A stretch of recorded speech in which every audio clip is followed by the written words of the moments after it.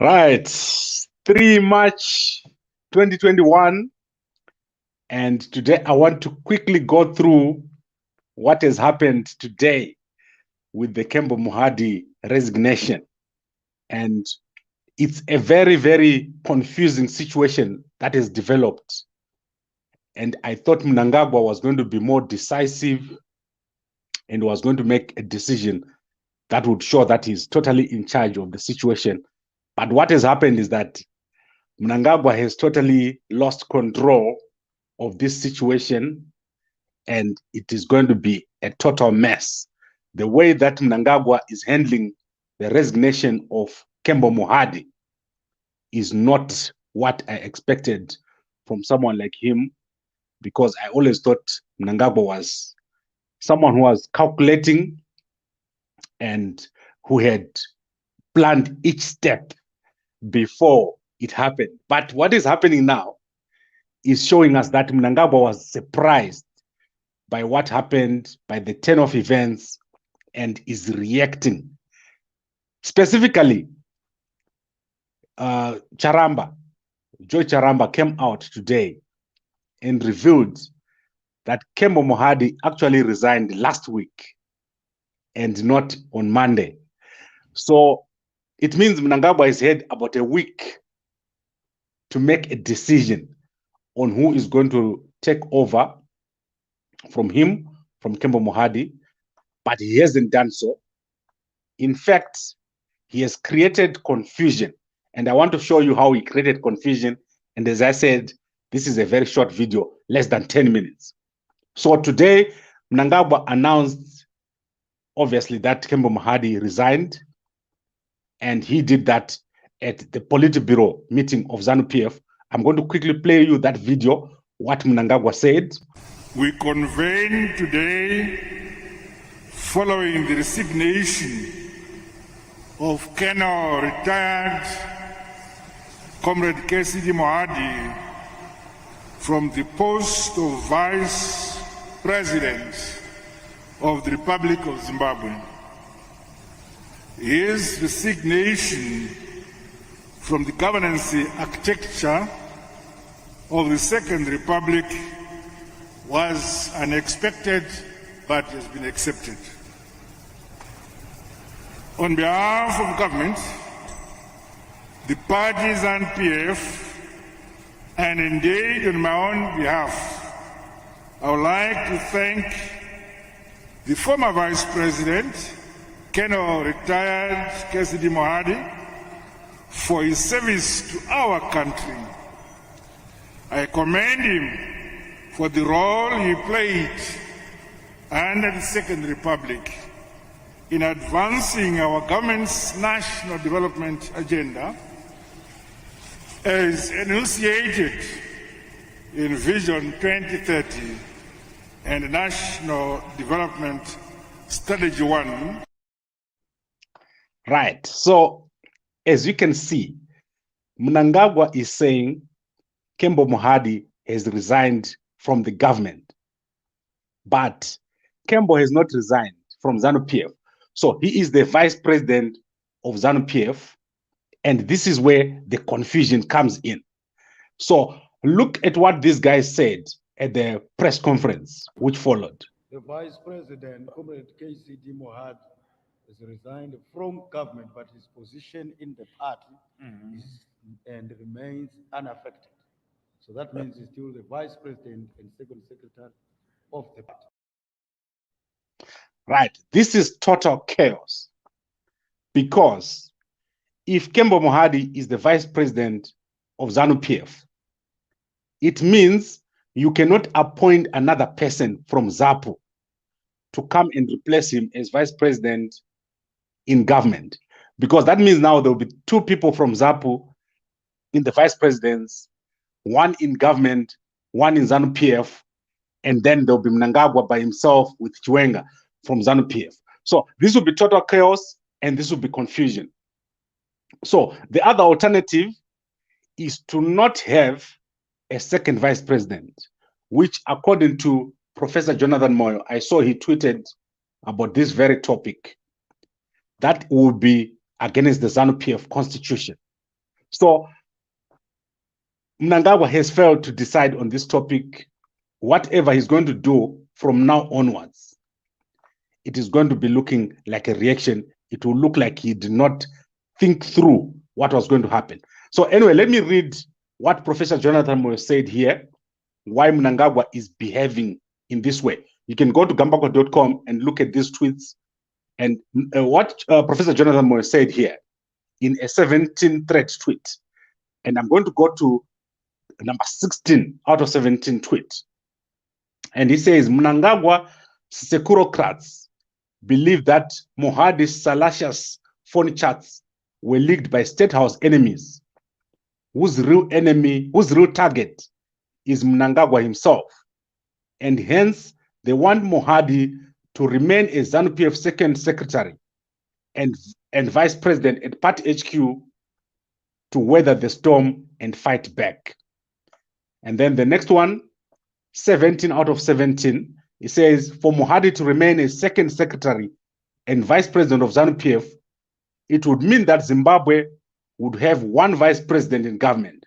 While this could not violate the country's constitution, it would violate ZANU PF constitution in general and the unit accord in particular. I think this speaks for itself. And you can also look at the unit accord.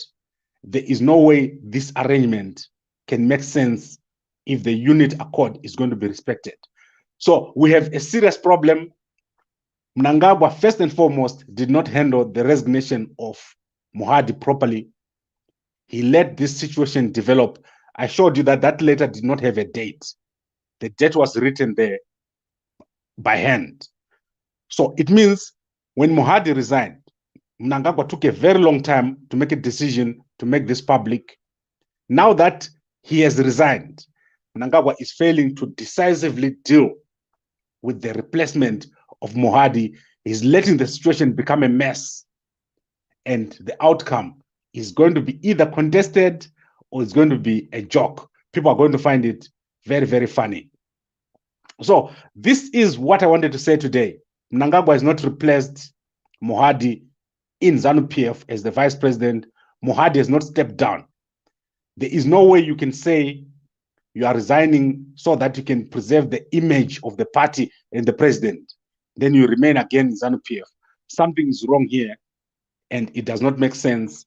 It means Mnangagwa is failing to somehow deal with this situation, and this is going to come back to bite Mnangagwa. Right. Let me look at the comments here before I leave. Samuel Mpofu, it's not a serious problem in ZANU PF. It's your own serious problem, Gambakwe. Well, I've never leaked videos or audios of myself speaking unspeakable things and then wanting to be a vice president of anything. There is no way Kembo Mohadi is a candidate for anything in government or in ZANU PF. They are basically disrespecting people if they let Kembo Mohadi become the vice president after what he did. And I'm going to maintain this. They can keep him there as the vice president, but he's an embarrassment to them.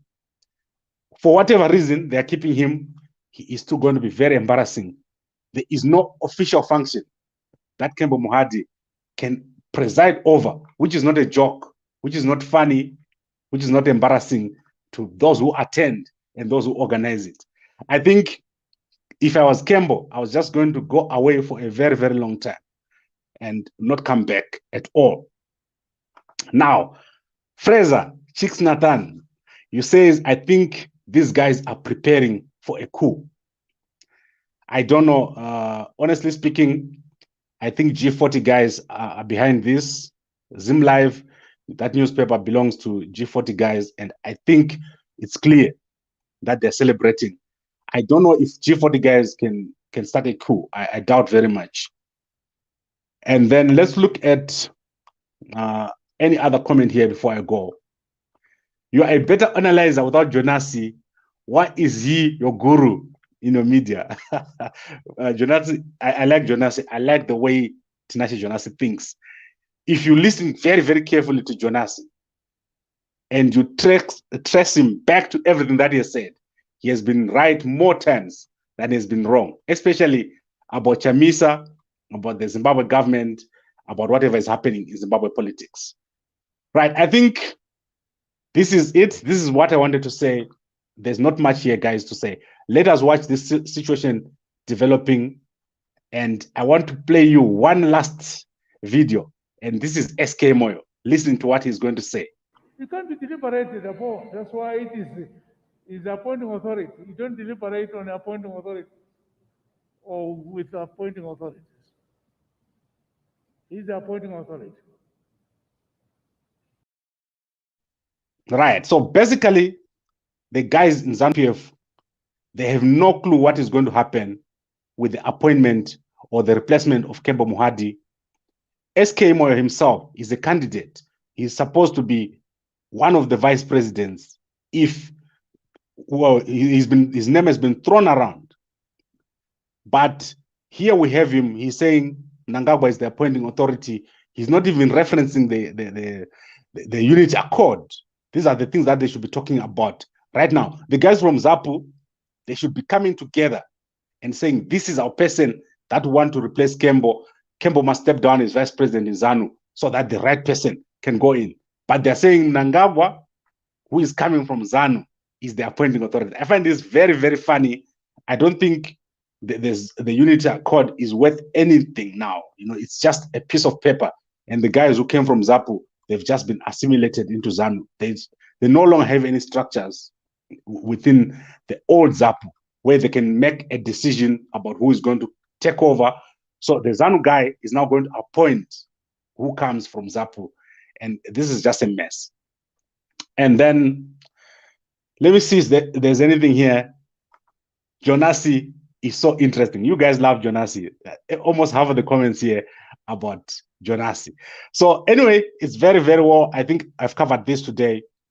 Idi Mnangagwa, he missed the opportunity today to announce a proper replacement for Kembo Mohadi, to get rid of Kembo Mohadi from ZANU PF leadership, because Kembo Mohadi has shamed the party. He should not be anywhere near the presidents of either ZANU PF or the government. But today they left him there as the vice president of ZANU PF, which is very, very strange. So I want to end it here. Let us talk again tomorrow. If there's any new developments, if anyone else has been appointed, we'll see. Thank you very much for watching, and good night. I'll see you again tomorrow or maybe Monday if things don't develop during the weekend.